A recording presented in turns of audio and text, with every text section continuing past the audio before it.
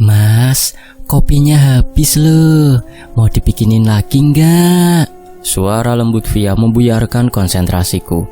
Jari-jariku yang tadinya menari lincah di atas keyboard laptop seketika berhenti. Aku menoleh, mendapati istriku berdiri di ambang pintu kamar dengan daster batiknya, tersenyum manis meski matanya terlihat sayu menahan kantuk. Boleh dek, tapi jangan manis-manis ya. Gula darah lagi naik nih. Kayaknya gara-gara kebanyakan nulis cerita seram. Jawabku sambil terkekeh pelan. Mas Rian ini ada-ada saja. Ya sudah, tunggu sebentar ya. Via berlalu menuju dapur. Jam dinding menunjukkan pukul 21.15 waktu Indonesia Barat. Udara Wonosobo malam ini terasa lebih menusuk dari biasanya. Kabut tipis mulai turun menyelimuti komplek perumahan kami, membawa hawa dingin yang seolah mampu menembus tulang. Di layar laptop, laman Treat Kaskus masih terbuka. Judulnya terpampang jelas, Sekamar Kos Dengan Dia, Season 2. Aku sedang mengetik update terbaru tentang pengalamanku saat terjadinya pertarungan besar melawan pasukan Bajra yang masih dalam proses perancangan taktik serangan dalam cerita tersebut. Kolom komentar sudah ramai dengan para kaskuser yang menagih kelanjutan cerita dengan jargon khas mereka. Lanjutkan. Gelar tikar dulu. Kentang nih tesnya. Aku meregangkan otot punggung yang kaku. Menjadi seorang praktisi spiritual bukanlah pekerjaan utamaku. Tapi entah kenapa takdir seolah selalu menyeretku ke dunia yang tak kasat mata itu. Sejak lahir, mataku dipaksa melihat apa yang orang lain tak lihat. Dan di sampingku, meski tak terlihat oleh mata telanjang, duduk seorang wanita cantik di atas lemari bajuku. Kakinya berayun-ayun santai. Tulisannya bagus, Yan, tapi kurang dramatis. Bagian aku nendang kepala pion Bajra itu. Celetuk suara merdu itu. Aku mendongak. Sinta, sosok jin pendampingku, atau lebih tepatnya partner hidupku di dunia lain. Dia mengenakan gaun sutra hitam legam yang menjuntai indah, membalut tubuhnya yang ramping. Rambut hitamnya panjang terurai hingga menyentuh lantai, bergerak-gerak sendiri seolah hidup tertiup angin yang tak ada. Wajahnya cantik luar biasa, kecantikan yang mematikan. Tanpa mahkota, namun aura kebangsawanannya sebagai seorang putri dari golongannya begitu kuat. Berisik tak? Ini biar pembaca penasaran dulu, balasku pelan, setengah berbisik agar Via tak mendengar di dapur. Alah, alasan, cibir Sinta sambil melompat turun tanpa suara, mendarat tepat di samping kursi kerjaku. Aroma bunga melati bercampur sedikit harum yang selalu menenangkan untukku. Itu aroma khasnya saat dia sedang siaga. Ada tamu, Yan. Auranya kuat, tapi gak jahat, cuma agak konyol. Belum sempat aku bertanya, pintu depan rumahku diketuk dengan ritme yang aneh. Tok tok tok tok. Sret. Aku menghela nafas. Hanya satu orang yang mengetuk pintu dengan gaya norak begitu. Aku beranjak dari kursi, melewati ruang tengah, dan membuka pintu utama. Benar saja, di teras berdiri seorang pria tua dengan peci miring, jaket kulit bomber kedodoran yang sudah mulai mengelupas di bagian lengan, dan sarung kotak-kotak yang dinaikkan hingga betis. Mbah Margono, guru spiritualku, mentor yang mengajariku mengendalikan bakat ini, sekaligus orang tua yang tingkahnya seringkali membuatku tepuk jidat. Assalamualaikum, Le. Wah, belum tidur toh? Kirain lagi kelon sama bojomu. Sapanya dengan cengiran lebar yang memperlihatkan deretan giginya yang tak lagi utuh, tapi masih kuat mengunyah tembakau. Waalaikumsalam, Mbah. Masuk, Mbah. Jam segini kok keluyuran. Naik apa kesini? Tanyaku sambil menyalaminya, mencium punggung tangannya yang kasar dan berurat. Naik ontel tua itulah, diparkir di depan pagar. Rantainya lepas 2 kali tadi di tanjakan sana. Wasem tenan kok. Gerutunya sambil melangkah masuk tanpa sungkan, langsung duduk di sofa ruang tamu. Via muncul membawa nampan berisi 2 cangkir kopi. Ada Mbah Margono. Pantesan Mas Rian buru-buru buka pintu. Monggo Mbah, kopinya pas banget baru jadi. Waduh, Dovia, repot-repot. Matur nuwun lho. Suamimu ini beruntung punya istri solehah. Gak kayak saya, bujangan lapuk. Canda Mbah Margono yang disambut tawa sopan via sebelum istriku pamit masuk ke kamar untuk istirahat, memberiku kode mata untuk tidak begadang terlalu larut. Setelah Via menutup pintu kamar, atmosfer di ruang tamu berubah drastis. Cengiran di wajah Mbah Margono lenyap seketika, digantikan oleh sorot mata tajam yang penuh kewibawaan dan kesedihan. Ada apa Mbah? Tanyaku. Nadaku ikut merendah. Sinta kini berdiri di belakang sofa Mbah Margono. Tangannya bersedekap, wajahnya serius. Mbah Margono menyeruput kopinya sedikit, lalu meletakkannya kembali. Darurat Le, aku butuh bantuanmu. Tenaga yang tua ini tidak cukup buat handle sendirian. Ini urusan nyawa. Ceritakan Mbah. Ada seorang ibu, namanya Bu Rahmi, janda. Suaminya meninggal setahun lalu kecelakaan. Dia tinggal sama anak satu-satunya, si Arif, umur 10 tahun. Mereka ngontrak di daerah pinggiran, rumah petak kecil, kumuh. Sudah 3 bulan ini, Bu Rahmi gak kerja. Jualan gorengannya berhenti total karena harus nungguin Arif. Mbah Margono menarik nafas berat, seolah beban cerita itu menekan dadanya. Arif sakit Yan, tapi bukan sakit medis. Dokter sudah nyerah. Puskesmas angkat tangan. Badannya kaku kayak kayu. Matanya melotot terus Yan, gak pernah kedip, bahkan saat tidur. Dan perut bocah kurus itu membesar, keras seperti batu. Ada aurat-aurat hitam yang menonjol. Aku merinding. Tumbal? Mbah Margono mengangguk pelan. Tumbal kejam. Seseorang menjadikan anak itu wadah untuk memperkaya diri. Bu Rahmi itu orang kecil Yan. Dia ndak punya apa-apa selain anaknya. Tega bener manusia yang ngirim ini. Kalau malam ini kita nggak bertindak, anak itu lewat sebelum subuh. Sukmanya sudah ditarik paksa. Tinggal sisa ampas nyawanya saja. Aku menoleh ke arah Sinta. Dia mengangguk. Aku mencium bau busuk dari cerita si Mbah Yan. Bau kerakusan manusia dan amis darah makhluk bawah tanah. Aku berdiri. Adrenalin mulai memompa darahku lebih cepat. Tunggu apa lagi Mbah? Kita berangkat. Lah istrimu gimana Yan? Via paham kalau urusan nyawa dia gak pernah ngelarang Mbah. 5 menit kemudian aku sudah mengenakan jaket hoodie hitam andalanku. Di balik jaket terselip sebuah cincin bermata batu hitam warisan bapak. Cincin yang selalu kubawa untuk berjaga-jaga. Aku mengeluarkan motor fiction biru kesayanganku dari garasi. Mesinnya menderu halus namun bertenaga, memecah keheningan malam. Bah, naik apa? Gak mungkin saya bonceng Mbah naik motor ginian. Encok nanti Mbah, tanyaku. Aku tak naik ontelku pelan-pelan Yan. Kamu duluan aja biar cepet, nanti aku nyusul. Enggak deng, bercanda. Ontelku tak titip sini yo. Aku bonceng kamu aja. Pelan-pelan yo Le. Mbah Margono nyengir lagi, tapi aku tahu dia sedang menutupi ketegangannya. Sinta sudah duduk manis di jok belakang, tentu saja melayang sedikit agar tidak menduduki Mbah Margono. Ayo Yan, tancap gas. Aku gak sabar mau merobek mulut siapapun yang bikin anak kecil menderita. Fiction biru itu melesat menembus kabut Wonosobo, membawa kami menuju sebuah rumah kontrakan di mana maut sedang menunggu jatahnya. Lokasi rumah itu berada di gang sempit yang lembab, jauh dari jalan utama. Lampu penerangan jalan di sana mati, hanya mengandalkan bias cahaya dari rumah-rumah tetangga yang sudah tertutup rapat. Suasana di sana begitu sunyi, jenis sunyi yang tidak wajar. Tidak ada suara jangkrik, tidak ada suara angin, hening yang menekan gendang telinga. Aku memarkirkan motor di depan pagar kayu yang sudah reot.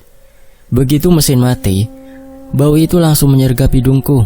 Bau bunga kamboja yang layu dicampur dengan bau daging busuk yang menyengat. Busuk sekali, desis Sinta. Dia sudah berdiri di atap rumah itu. Gaunnya berkibar meski tak ada angin. Matanya yang menyisir segala arah dan menatap tajam ke arah genteng. Aura rumah ini suram, Yan. Pekat sekali. Seperti ada mendung hitam yang cuma menaungi rumah ini. Mbah Margono turun dari motor sambil memegangi pinggangnya. Wajah lucunya hilang total. Dia mengeluarkan sebuah botol kecil berisi minyak misik, mengoleskannya sedikit ke kening dan dadanya. Hati-hati, Le. Penjaganya ganas, jangan lengah. Kami mengetuk pintu. Assalamualaikum. Hening sejenak, lalu terdengar langkah kaki terseret. Pintu terbuka perlahan, menampakkan sosok wanita paruh baya yang kurus kering. Matanya cekung dan lingkaran hitam yang dalam, rambutnya acak-acakan. Bu Rahmi. Dia terlihat seperti mayat hidup karena kelelahan dan ketakutan yang berkepanjangan. Waalaikumsalam, Mbah Margono. Suaranya serak, hampir habis. Air mata langsung menggenang di pelupuk matanya begitu melihat kami. Tolong Arif, Mbah. Tolong. Iya, Bu, tenang. Kami usahakan semampu kami. Boleh kami masuk? Tanya Mbah Margono lembut. Kami dipersilakan masuk. Ruang tamu itu sempit, hanya beralaskan karpet plastik lusuh. Di sudut ruangan, di atas kasur tipis tanpa dipan, terbaring tubuh kecil Arif. Pemandangan itu membuat darahku mendidih. Tubuh anak itu tinggal tulang berbalut kulit. Tapi perutnya membesar tidak wajar. Kulit di bagian perut itu meregang hingga transparan, memperlihatkan urat-urat biru kehitaman yang berdenyut-denyut, seolah ada sesuatu yang hidup di dalamnya. Dan matanya, benar kata Mbah Margono, mata anak itu terbuka lebar, melotot menatap langit-langit, merah membara tanpa kedipan. Mulutnya terbuka sedikit, mengeluarkan suara desis nafas yang basah. Astagfirullah, kumamku. Sinta melayang turun, mendekati anak itu. Dia menyentuh kening Arif dengan ujung jarinya yang lentik. Panas. Sukmanya sudah ditarik jauh, Yan. Ini bukan sekedar tempelan. Ada yang mengikat jantung spiritualnya. Mbah Margono segera duduk bersila di samping kepala Arif.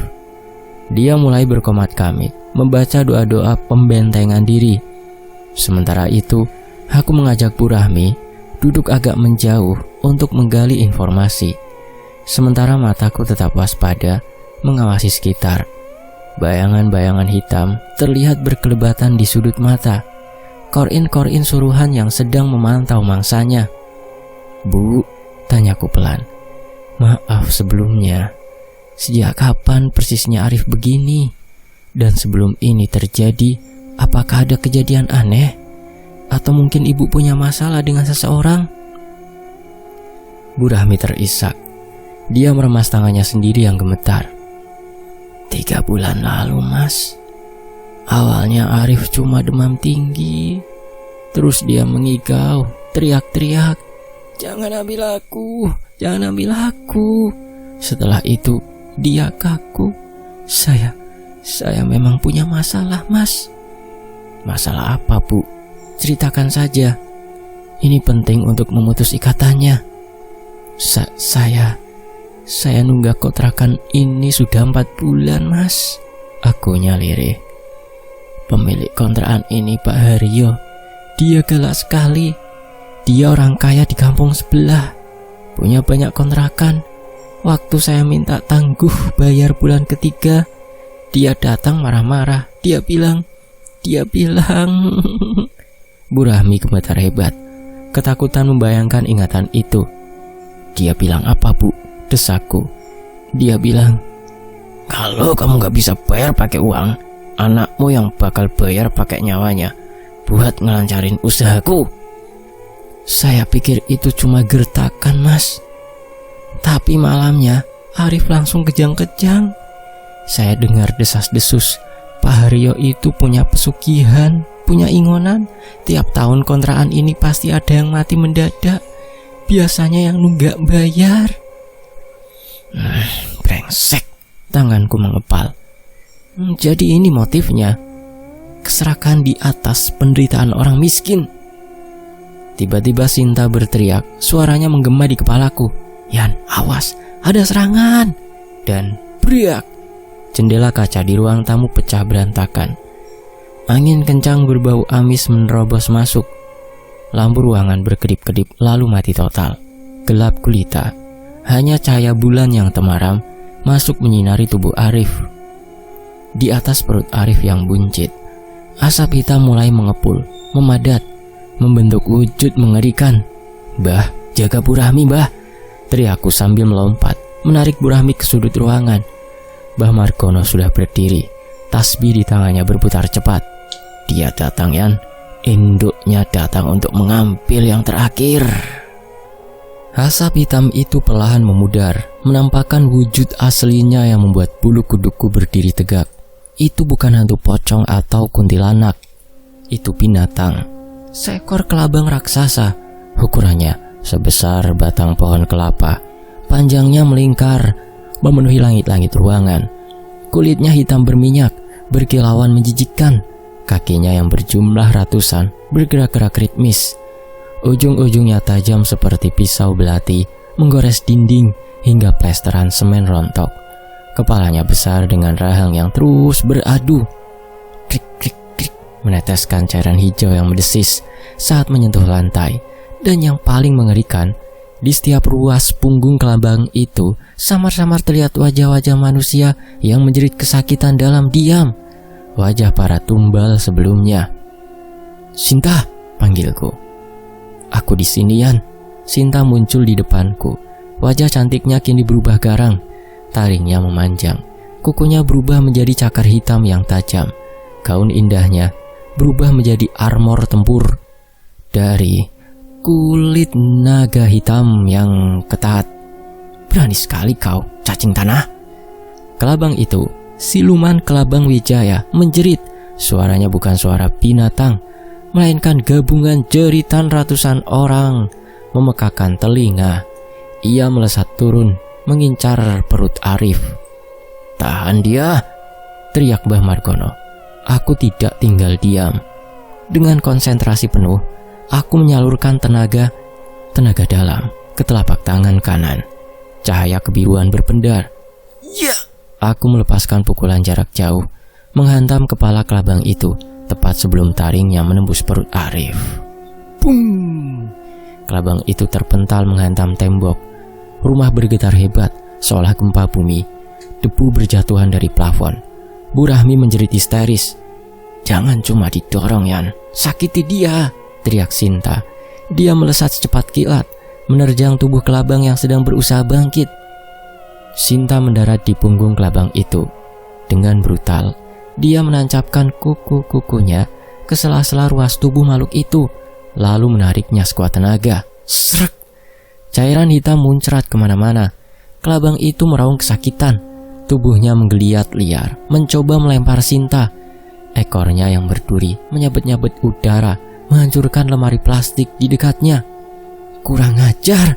Sinta melompat salto ke belakang, menghindari sabetan ekor. Kulitnya keras sekalian. Ini bukan siluman biasa. Dia sudah makan banyak nyawa. Mbah Margono melemparkan segenggam garam yang sudah dimantrai ke arah makhluk itu. Panas, panas! Kelabang itu mendesis. Kulitnya melepuh, terkena garam itu.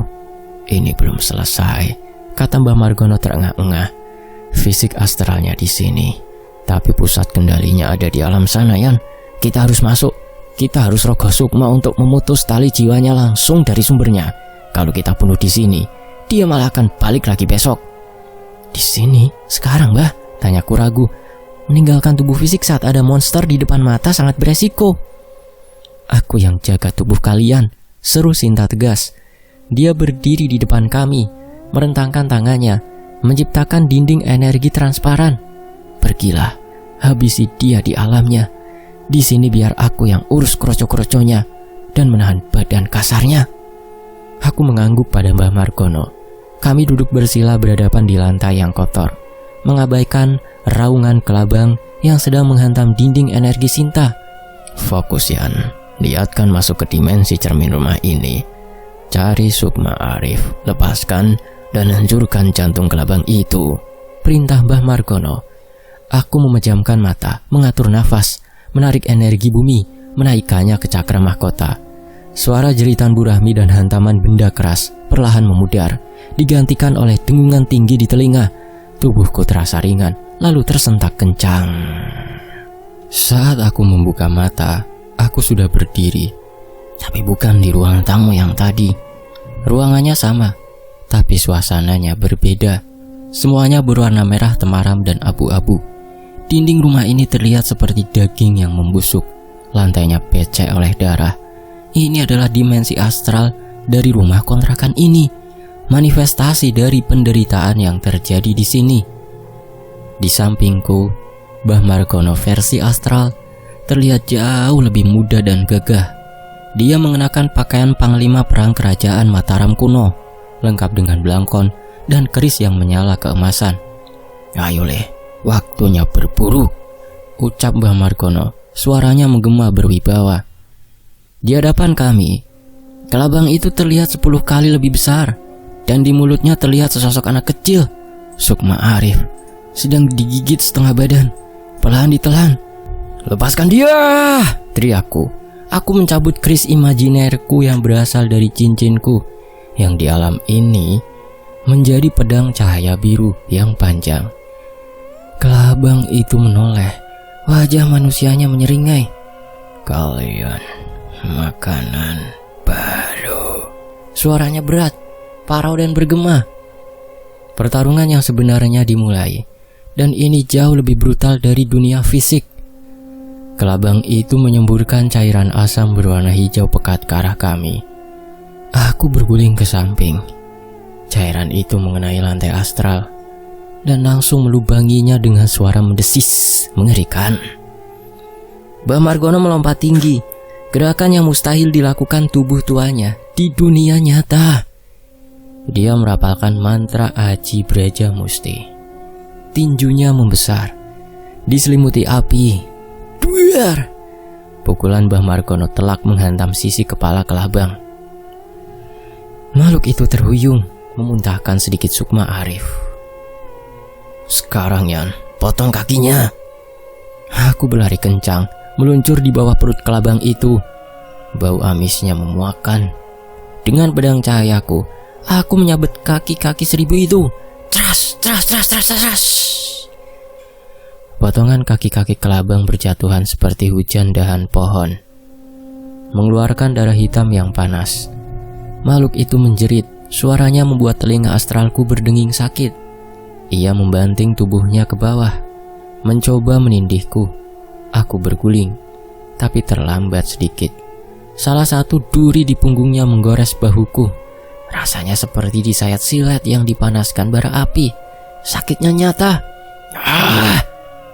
Jangan lemah Yan. Ingat Sinta berjuang sendirian di luar. Batin Mbah Margono mengirim pesan telepati. Mendengar nama Sinta, semangatku terbakar. Aku bangkit, mengabaikan rasa perih di bahu. Aku memusatkan seluruh energi spiritualku ke pedang. Pedang itu memanjang, bersinar menyilaukan. Matilah kau bangsat. Aku melompat ke atas kepala kelabang itu, menancapkan pedangku tepat di ubun-ubunnya, lalu menariknya ke belakang, membelah punggungnya. Kelabang itu meronta gila-gilaan. Ia menghempaskanku hingga aku menabrak dinding daging. Tapi luka itu sudah terbuka lebar. Di dunia nyata, aku bisa merasakan Sinta sedang bertarung habis-habisan. Sinta bertarung seperti iblis betina yang mengamuk. Kelabang fisik itu berusaha menggigit tubuh Kakurian dan Mbah Margono yang sedang bermeditasi. Sinta tidak membiarkannya.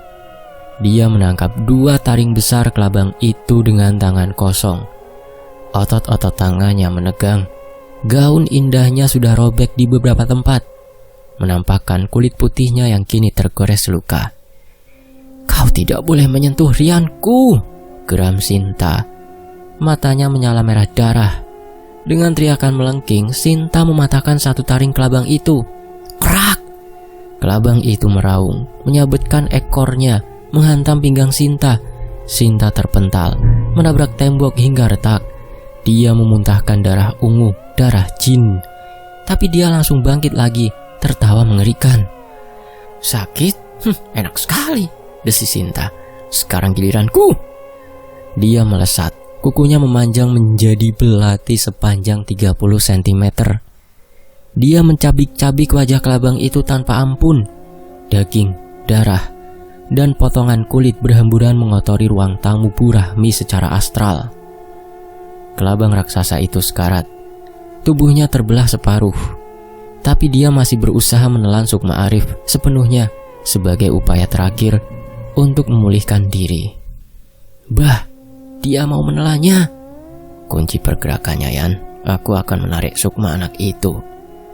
Aku berlari, melompat ke arah leher kelabang itu. Aku memiting lehernya yang licin dan besar dengan tangan kiri. Sementara tangan kananku menusukkan pedang berkali-kali ke matanya. Buka mulutmu, buka!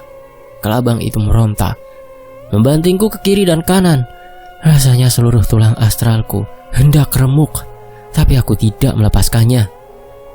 Mbah Margono berdiri di depan mulut kelabang. Dia mengeluarkan sebuah selendang putih bercahaya. Wahai Sukma yang tersesat, kembalilah. Pulung Jati, Bali menyang wadahmu. Selendang itu melilit tubuh Sukma Arif yang separuh tertelan. Mbah Margono menariknya sekuat tenaga. Terjadi tarik-menarik antara kekuatan sedot mulut kelabang dan kekuatan mantra Mbah Margono. Bantu aku, Yan. Hancurkan jantungnya. Aku melihat di bagian dada kelabang yang terbelah ada sebuah bola hitam berdenyut. Jantung kegelapan, pusat dari sihir santet ini. Dengan sisa tenaga terakhir, aku mengumpulkan energi menjadi bola api di tanganku. Rasakan ini, salam dari Wonosobo. Aku menghantamkan bola api itu langsung ke jantung hitam tersebut. Bliar! Ledakan energi putih menghancurkan tubuh kelabang itu dari dalam. Jantungnya pecah berkeping-keping.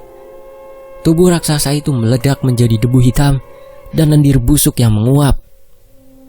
Sukma Arif terlepas, melayang, dan segera ditangkap oleh selendang Mbah Margono.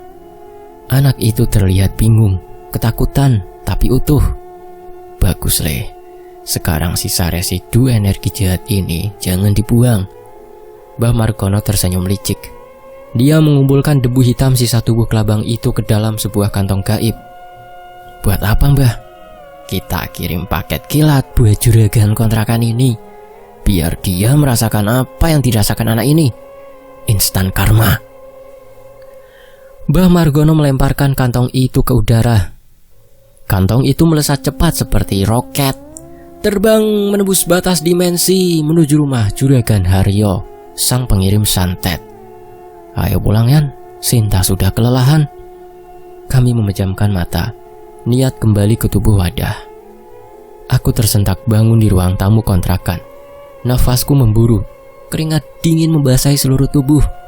Bahuku terasa nyeri luar biasa, efek dari luka di alam astral tadi. Mbah Margono juga terbangun, langsung terbatuk-batuk hebat. Sinta, aku langsung mencari sosoknya. Sinta terduduk di sudut ruangan, bersandar pada dinding. Penampilannya berantakan, rambutnya kusut, gaunnya compang-camping, dan ada luka lebam di pipinya. Tapi dia tersenyum saat melihatku sadar. Bangkai kelabang di dunia nyata sudah menghilang, meleleh menjadi genangan air hitam yang bau busuk. Aku menang, Yan, bisiknya lemah. Aku merangkak mendekatinya, mengelus rambutnya. Sesuatu yang jarang kulakukan, karena biasanya dia yang menggodaku. Kamu hebat, Sin. Terima kasih. Sama-sama, sayang. Maksudku, Yan. Dia terkekeh, lalu perlahan menghilang masuk ke dalam cincin batu akik yang kupakai untuk beristirahat dan memulihkan diri. Di atas kasur, tubuh Arif tersentak kencang. Matanya yang tadi melotot perlahan tertutup. Nafasnya yang tadi ngorok basah kini menjadi tenang dan teratur. Perutnya yang buncit perlahan mengempis, seolah angin di dalamnya keluar. Urat-urat hitam di tubuhnya memudar. Arif, Arif. Bu Rahmi mendekati anaknya dengan gemetar. Perlahan, Arif membuka matanya. Kali ini tatapannya sayu, tapi manusiawi. Dia berkedip. Bu, Arif haus, Bu. Tangis Bu Rahmi pecah. Dia memeluk anaknya erat-erat, meraung penuh syukur. Pemandangan itu membuat rasa sakit di bahuku hilang seketika.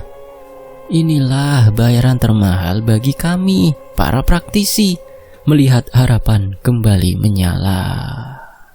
Mbah Margono bangkit, mengambil segelas air putih, memberinya doa penutup, lalu meminumkannya sedikit pada Arif dan mengusapkannya ke wajah anak itu. Sudah bersih, Bu. Sukmanya sudah kembali utuh. Besok dia akan lemas, tapi itu wajar. Kasih makan bubur dulu, jangan keras-keras.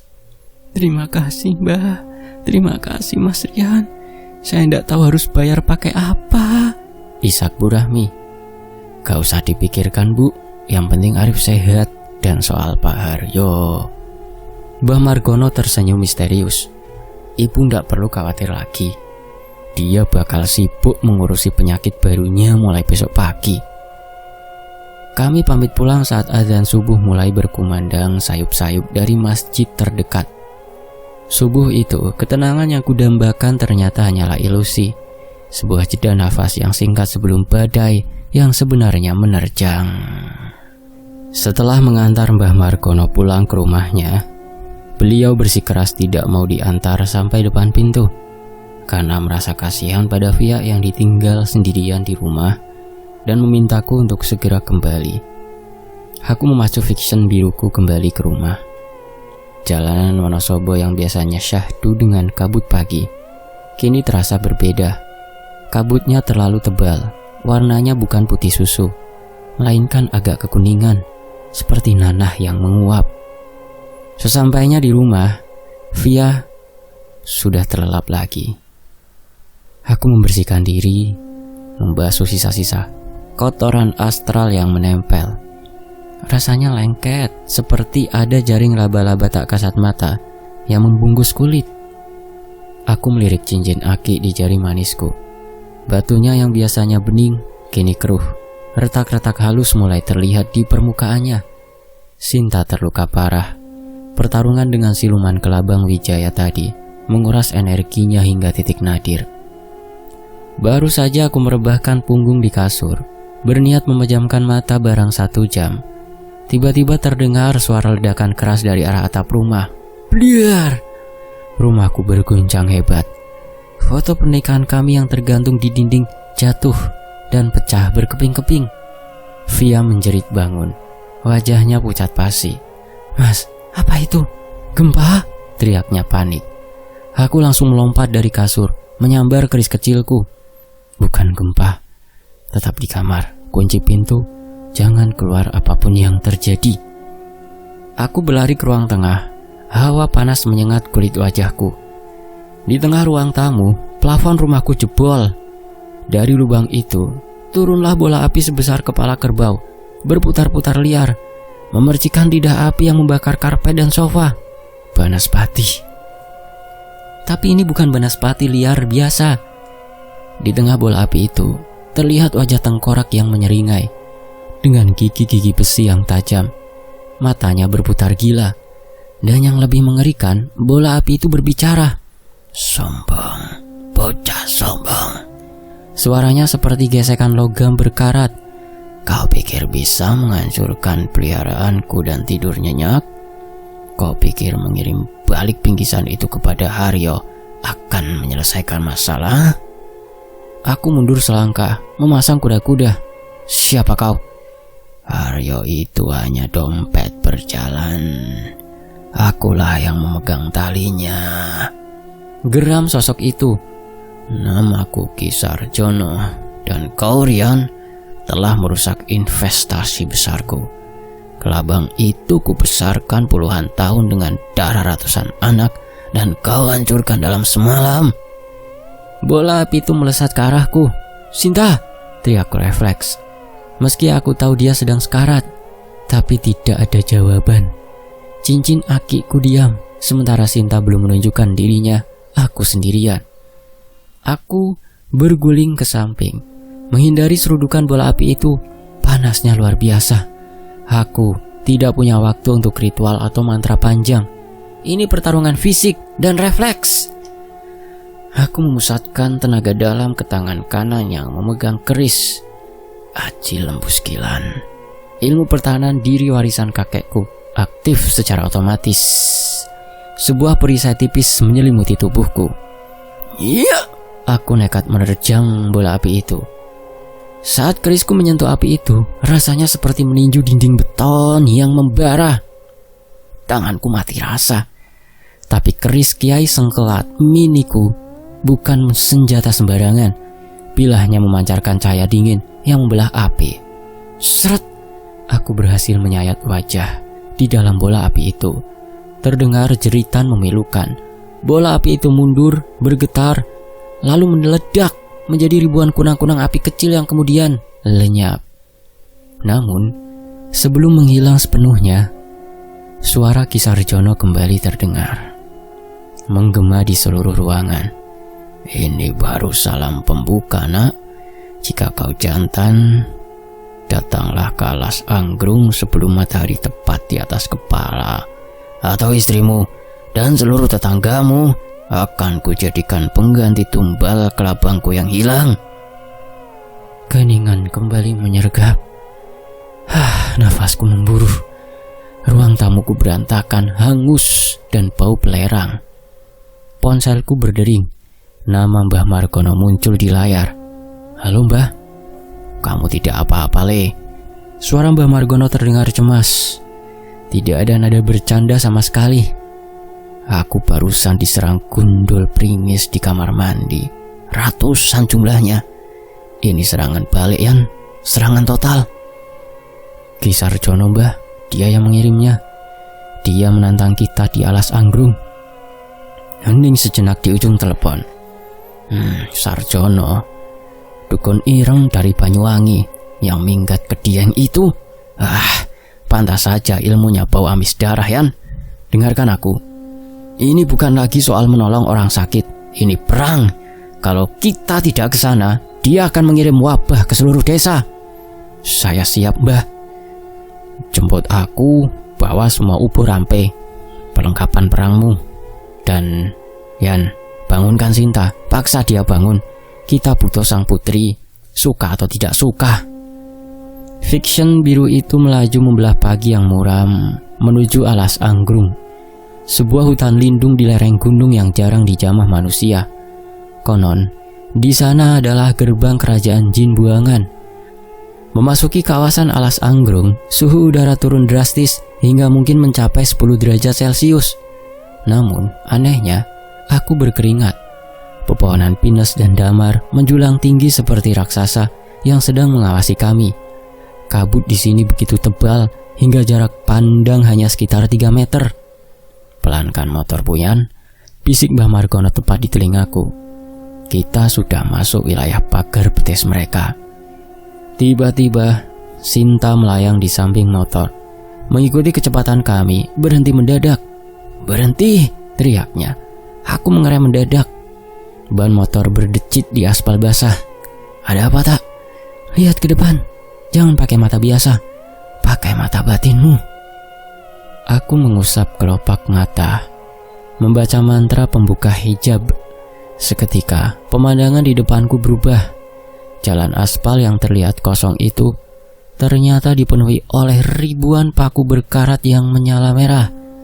Dan di sela-sela pohon, bergelantungan ratusan pocong dengan kain kafan hitam. Wajah mereka gosong, mata mereka melotot menatap kami. Ini pasukan pocong ireng, penjaga lapis pertama. Gila, desis Mbah Margono. Sarjono benar-benar niat. Ini dia kerahkan seluruh koleksi mayat hidupnya. Terobos, Mbah, tanyaku. Tanganku mencengkram stang motor. Jangan, motor tidak bisa lewat sini. Kita jalan kaki, biar Sinta yang buka jalan. Perintah Mbah Margono. Kami turun. Aku menstandarkan motor di semak-semak, menutupinya dengan rajah agar tidak terlihat oleh manusia maupun hantu iseng. Sinta maju ke depan. Dia merentangkan tangannya. Dengan salah satu tangannya menggenggam pedang andalannya. Rambutnya yang hitam panjang mulai bergerak-gerak seperti ular, memanjang dan menyebar ke segala arah. "Minggir kalian sampah!" Sinta mengibaskan rambutnya. Boom. Gelombang energi ungu menghantam barisan pocong itu. Puluhan pocong terpental, tubuh mereka meledak menjadi asap hitam.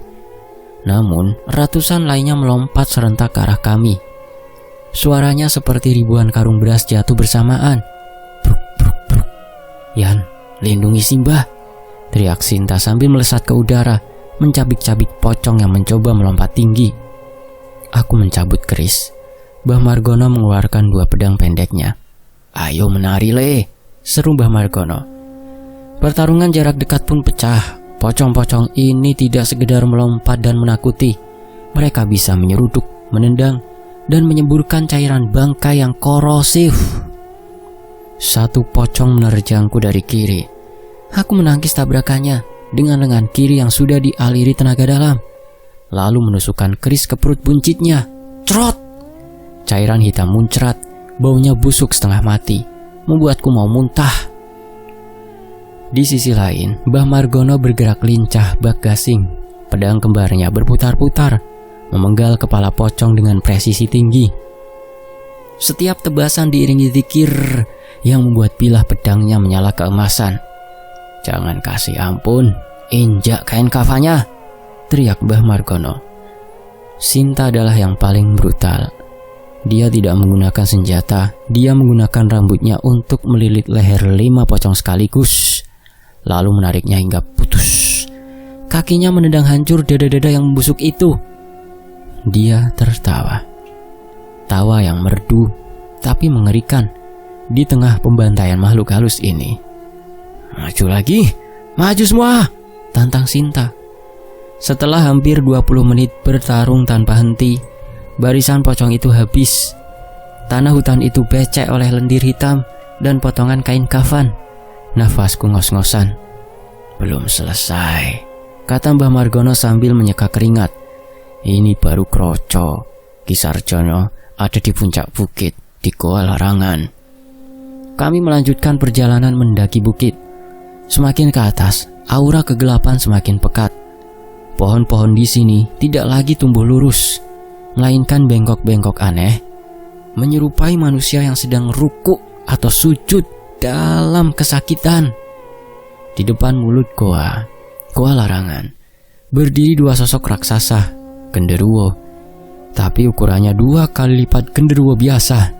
Tingginya mungkin 4 meter. Bulu mereka merah menyala, seperti api. Taring mereka mencuat keluar sampai ke pipi. Dan mereka memegang gada berduri yang terbuat dari tulang paha manusia raksasa. "Biar aku urus yang kanan, kamu dan Mbah urus yang kiri," kata Sinta. Tanpa aba-aba, dia melesat terbang, menghantam wajah genderuwo kanan dengan lututnya. Duak! Genderuwo itu hanya terhuyung sedikit, lalu meraung marah dan mengayunkan gadanya. Sinta bermanuver di udara dengan gesit. Aku dan Mbah Margono berhadapan dengan genderuwo kiri. "Yan, kita pakai kombinasi," kata Mbah Margono. Aku alihkan perhatiannya, kamu incar matanya. Genderuwo jenis ini kulitnya kebal senjata tajam, kecuali matanya dan pusarnya. Mbah Margono berlari zigzag, melempar batu-batu kerikil yang sudah dimantrai ke arah wajah raksasa itu. Genderuwo itu meraung. Kesal diganggu, makhluk kecil lincah ini, ia memukulkan gadanya ke tanah. Bum, tanah retak. Mbah Margono melompat salto menghindari retakan. "Sekarang Yan." Aku memanfaatkan momen saat genderuwo itu membungkuk mencabut gadanya yang tertancap di tanah. Aku berlari, melompat ke atas lututnya, lalu ke bahunya. Genderuwo itu sadar ada kutu di bahunya. Tangan besarnya bergerak hendak menepukku. Aku melompat lagi ke arah wajahnya. "Makan ini!" Aku menancapkan keris Kiai Sengkelatku tepat di bola mata kirinya sedalam mungkin, lalu memutarnya. Wah!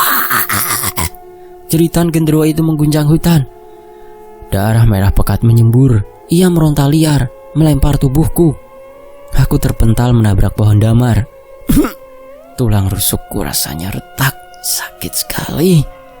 Tapi genderuwo itu buta sebelah dan kesakitan. Mbah Margono tidak menyia-nyiakan kesempatan. Beliau merapalkan aji gelap ngampar. Beliau berteriak, suaranya menggelegar seperti petir. "Pecah! Mati!" Teriakan itu mengandung gelombang kejut spiritual. Gendang telinga genderuwo itu pecah. Otaknya terguncang. Ia ambruk berlutut. Mbah Margono melompat naik, menebas leher raksasa itu dengan kedua pedangnya. Kepala genderuwo menggelinding jatuh. Tubuh besarnya perlahan berubah menjadi abu. Di sisi lain, Sinta sudah selesai dengan mainannya. Genderuwo lawannya sudah terpotong-potong menjadi beberapa bagian. Sinta berdiri di atas tumpukan daging astral itu, menjilati darah di jarinya. Rasanya pahit, komentarnya datar. "Ayo masuk, bos besarnya menunggu." Kami memasuki mulut goa. Bau dupa bercampur kemenyan dan anyir darah menyengat hidung. Goa itu luas. Dindingnya dipenuhi stalaktit yang meneteskan air keruh. Di ujung goa terdapat sebuah aula besar alami. Di tengah aula itu ada sebuah kolam darah. Di atas kolam itu duduk bersila seorang pria tua kurus, telanjang dada, dengan rambut putih panjang yang dibiarkan gimbal menyentuh lantai. Tubuhnya penuh tato mantra kuno. Di sekelilingnya 7 kepala kerbau ditancapkan di atas tombak. Itulah Ki Sarjono. "Selamat datang tamu-tamu tak diundang." Suaranya bergema, padahal mulutnya tidak bergerak. "Kalian gigih juga. Pasukan pocong dan genderuwoku habis. Luar biasa." Hentikan kegilaan ini, Sarjono," bentak Mbah Margono. "Ilmu yang kau pakai ini sesat. Kau memakan sukma orang-orang tidak bersalah hanya untuk keabadian semu." Ki Sarjono membuka matanya.